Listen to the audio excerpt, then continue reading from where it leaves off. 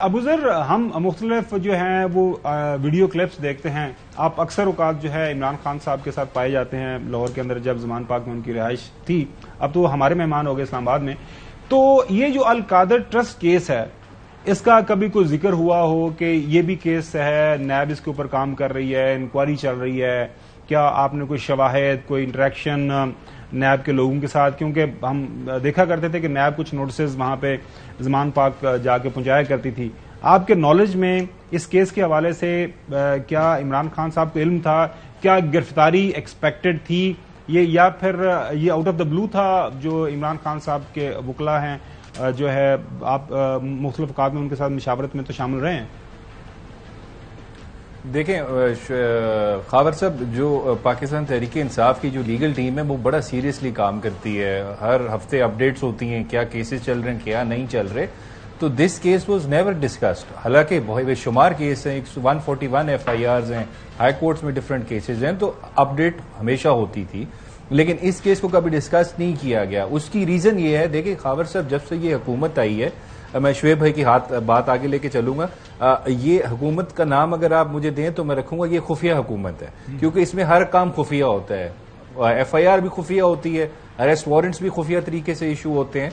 देखें आपके सामने है, फर्स्ट को अरेस्ट वारंट इशू हुआ, 7 दिन हो गए, किसी को नहीं पता वो अरेस्ट वारंट एग्जिस्ट भी करता था, और उसका कोई तरीकाकार दिया हुआ है। नैब का अभी इन्होंने कानून बदला है, सेक्शन 24 कहता है कि अगर आपने रिपीटेड नोटिस भेजे हैं, रिपीटेड नोटिस का मतलब 2-3 नोटिस एटलीस्ट, और उसके बाद अगर अगला जानबूझ के इन्वेस्टिगेशन ज्वाइन नहीं कर रहा, तो फिर आप उसका अरेस्ट वारंट इशू कर सकते हो और आपको डायरेक्ट वो एब्सकॉन्ड कर जाएगा।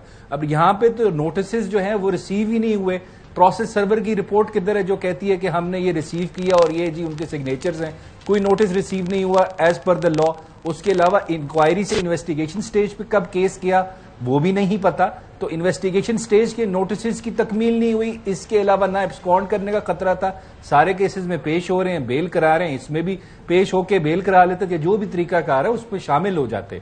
इस वजह से जो मेरे ख्याल से कानून जो है, रूल ऑफ लॉ आर्टिकल 4 आपका आइन का कहता है हर शहरी का हक है, बेशक वो एक्स प्राइम मिनिस्टर है कि वो आम जो है बशीर है या जिया है, कोई भी बंदा है, उसका हक है कि उसको आपने कानून के मुताबिक डील करना है। और कानून नैब का ये साहब इसमें क्या है? दूसरा इशू खाबर साहब, एक बात, दूसरे इशू में देखें, सबसे बड़ा इशू जो सीरियस है वो ज्यादा मेरे लिए खतरनाक है, वो है कोर्ट के प्रीमिसेस से लोग अरेस्ट हो रहे हैं। ये कभी भी नहीं हुआ। शुएब साहब सदर रहे हैं हाईकोर्ट बार के, इफ्तिखार चौधरी साहब के टाइम पे इसके ऊपर मैं आपसे